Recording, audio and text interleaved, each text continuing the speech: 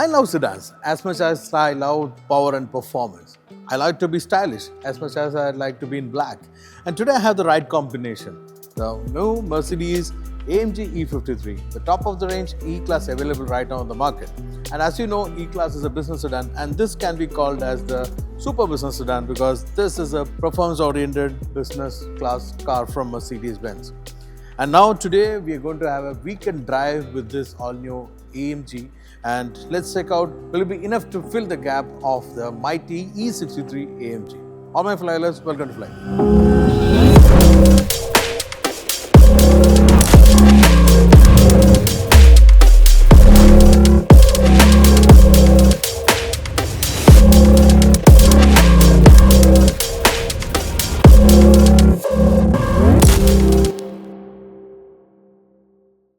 This dusted line is a good example to tell you how much I enjoy the super sedan. I've been driving since early morning. I just cleared up the class, but dust accumulated, and this is a car for that. Super sedan is not car for all the manufacturers, and very few make it. Those who are making it been making a statement with us. Mercedes has been known for their big V8 E63. Unfortunately, with this new generation, so far the V8 E63 has not come out. Right now what we have is a E53. Thankfully, they're not limited with that so far, so that we can expect the E63 to come. This one with an inline 6-cylinder plug-in hybrid system is producing a bonker around 600 HP. And will it be good enough to have a tight competition with the arch rival BMW M5 or maybe the Audi RS7? Let's check it out in this review.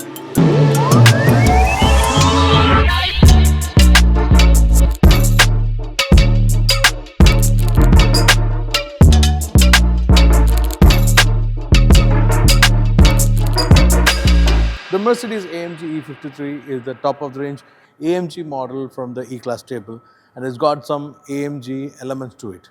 Starting off from the front grille with a vertical slat AMG grille, but it's been illuminated right now, which is now available with the regular E-Class also, depend on the market. The new top-end headlight is again a LED light, and this two bars denotes it's a E-Class. There's a bumper which is reworked and has got air vents over here, and there is a lip spoiler, and there's a power hump on the hood which shows you this is a powerful machine. Basically, there is two variants. One is the edition one. It's not the one which you're driving today. This is the AMG 53 regular one, but it's been configured very well. This is the main difference in the front, and it look very mean and powerful. On the side profile, you can see more AMG own element. One will be a design element over here. There's nothing to do with air intake, but there's a design element. You can see turbo hybrid logo. 21-inch Y-spoke design. Look amazing. In the front it is 265/35 tires, but then the rear is a broader 295 section. And there is a skirting which is again a sporty skirting. It's been a night out version, so everything is blacked out from the chrome. There's a carbon fiber element on the side view mirror. There's a pop-up handle which is again a E-Class element. And for the E53, they not come with any other wheelbase variant. This is a standard wheelbase, so it looks more sportier and more compact. Again, the lines are really subtle. There is a line which dissolves from here and continue to the rear. So all these elements make it look like a smaller S-Class, which is normally being seen with the C-Class. But the new generation E-Class again is a good example to be the second option after S-Class. And with this E53 with the black color, look really amazing. Coming onto the rear, you can see the new taillight design, which I really love, really look attractive. In real life, it look amazing with the 3D projection. The E53 logo is given a red outline, which gives more powerful feel, and there's a spoiler over here, which is again a carbon fiber. It's a purposeful one. And the bumper, you can see a diffuser design. Again, it's a design only, but it's no diffuser, but there is 4-quad real exhaust. But the boot is a bit cramped. There's a battery pack underneath the boot, and moreover, there is a spare wheel. So we're not getting a usable space much in the boot, but if you remove that wheels, you have enough space for your weekend luggage. There are only subtle minor changes for AMG, but that make it look more meaner than the regular E-Class. How do you feel? Let me know in comments. Before we go into the interior, I'll show you there are two fuel caps on the new E53 AMG. You know what it is for? One is definitely to fill your fuel, and the other one here on the left side is meant for the recharging.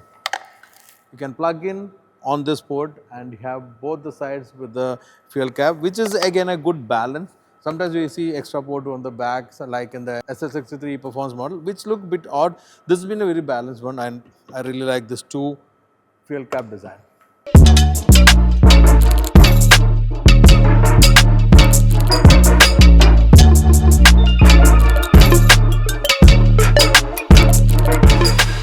The interior is typical the new E-Class, but it's got some AMG element. First of all, the attraction is the super screen. It's a combination of two major screens on the dashboard, and third screen is the instrument console. This we have seen with the new E-Class, and the same configuration is taken here.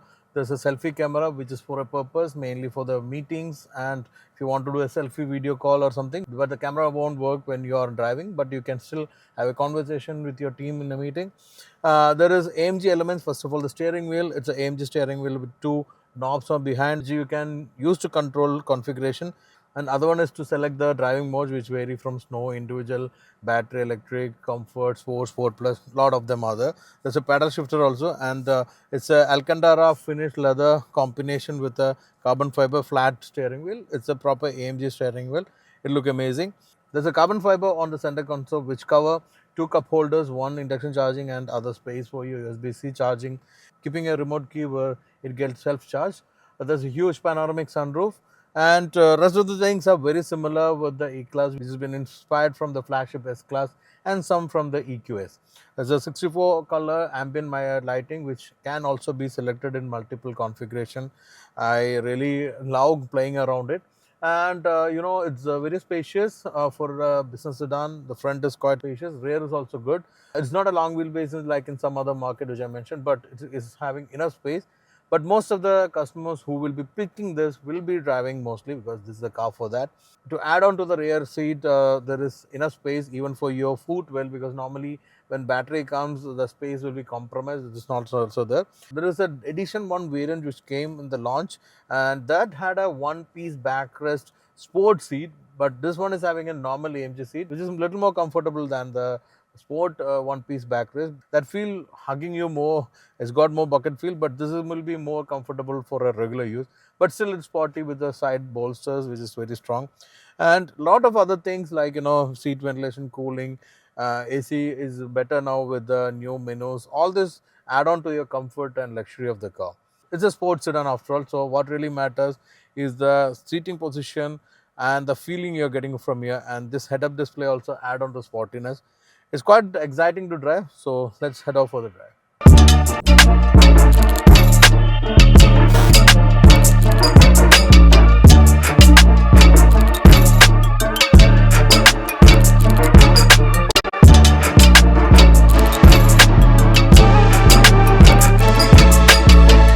So we are in the game of business super sedan, and right now what we have is the highest offering in E-Class range of Mercedes AMG. Of course, there is an S63 bonker which is right now in the market, but it has been the game of E63 for a long time. It started off as E55, then came as E63. Of course, we are missing out the right now, but what we have right now is the best offering available for this segment.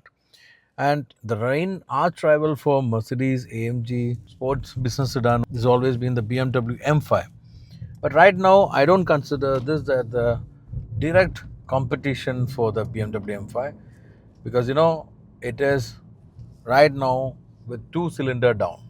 Driving out in the downtown area, seeing the Burj Khalifa over here in a Sunday morning means you are in the business of style, statement, power, performance, and also making some deals.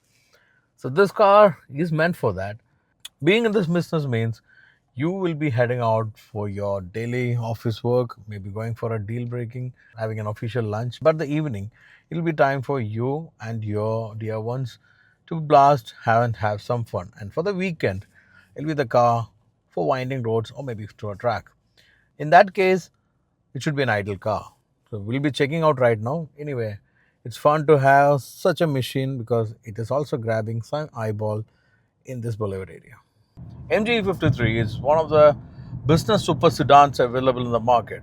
Of course, we are missing out the E63. I've been mentioning this couple of times because of my great miss for that car. So anyway, this is what available right now in the market, and what we have here is a combination of efficiency, power, dynamics, and style. What I got efficiency is mainly because of the hybrid system. With electric only, it can do around 93 to 100 kilometers, which is quite good. Which is like if you select the electric mode right now, I'm actually going as an electric car. Provided there should be enough power in the battery and the situation also should match. And if that is matching, then definitely you are actually driving a proper electric car. Shooting back to the comfort, then what you get is a proper sedan. It's a hybrid sedan. And if you want to push, the petrol engine kicks in without any effort. That's one best thing that you've seen in this new Mercedes AMG E53 compared to some of the high performance rivals. When you're shifting from electric to gasoline, there is an effortless or flawless way of shifting, which compared to some of the rivals is ultra smooth. The AMG was successful in making it, which some of the rivals which I've seen with the high performance engine, having a jerk when you're shifting from the electric to the gasoline engine. Even with the AMG powertrain earlier, we have seen that. But with the E53, they have sorted it and is very flawless now. So again, talking about this powertrain, it's a mix of efficiency and power. Why I'm quoting it again? Because I've been having this car for the last 3 days. So I've taken it for a long drive with my family. I'd gone to Kurfakan, Fajara and Kalba. So that time I was clocking 10 kilometer per liter as the efficiency, which is quite impressive, which I was not expecting from such a sedan. This is a proper powerful machine. The total power is around 585 HP and 750 Nm of torque, which means it can drink petrol like you're having your soft drinks. But this been sorted very well, and the power to the efficiency ratio was quite impressive. So I've been pushing the car a little yesterday in the morning. So still I'm getting around 8 kilometer per liter as the efficiency. So this 8 kilometer per liter mileage is quite impressive considering it's a heavy sedan. Of course, with the extra battery pack, it's quite a heavy car. I'm not sure about the exact number because I've not seen anywhere when I referred, but it will be about 2.5 ton for sure, maybe less than 3 ton, but it's quite a heavy car. But this powertrain can pull it from 0 to 100 in just 4 seconds. I know they are missing with the E63, the competition, the M5 is there already, but you won't be disappointed. With 4 seconds, it's quite impressive. What I can show right now is that shifting onto sport mode, not even a sport plus, but oh man. And finally, if you want to have more fun, there is always one more mode, which is a sport plus, and shifting on is very easy with this rotary knob. And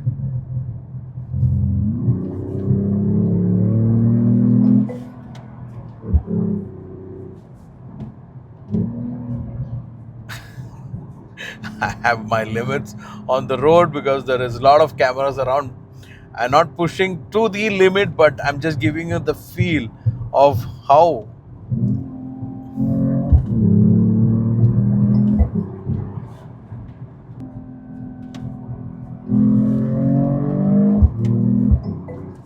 the shiftings are very quick, especially downshift. But the upshift is not holding on to the lower gear much, just quickly upshifting.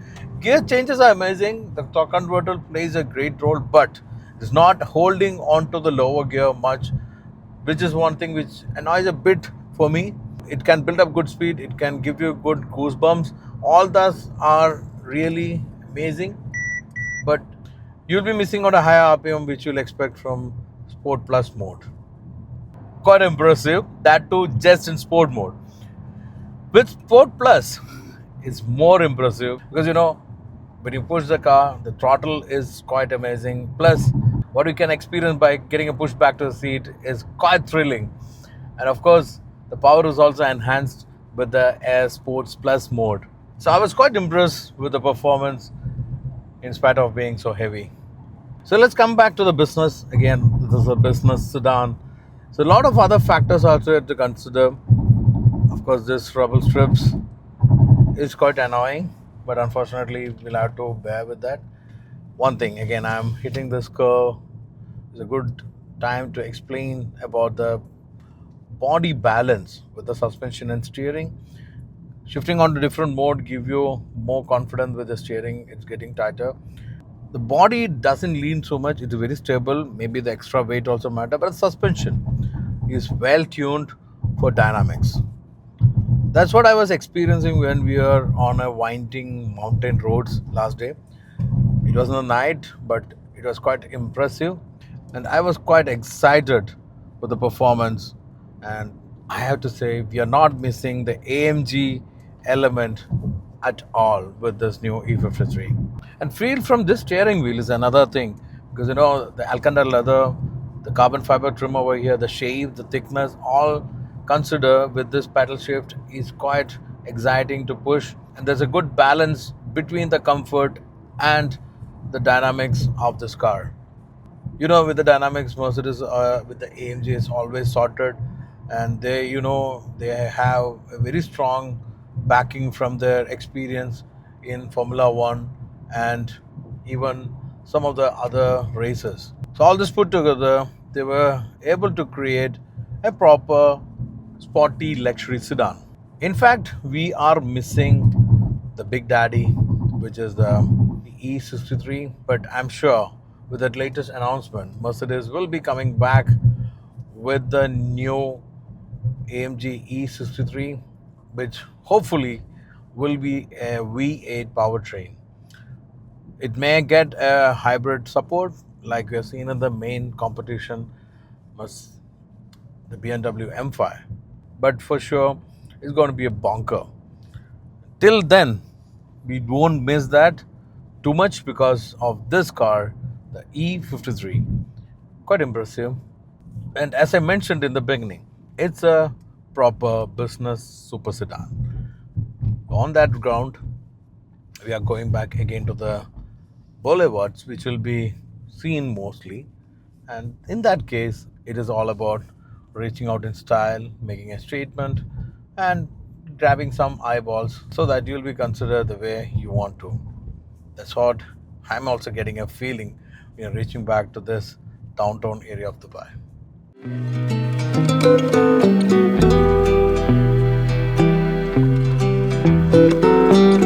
The Sunday morning drive is ended now. Getting back to my parking, and it was fun. So as I mentioned in the beginning, these are cars meant for those guys who are into business, serious business, but they're also into performance and enjoying life in style. In that way, with the Star badge, this is the best available right now in the market, and I love it. I really loved it for what it is.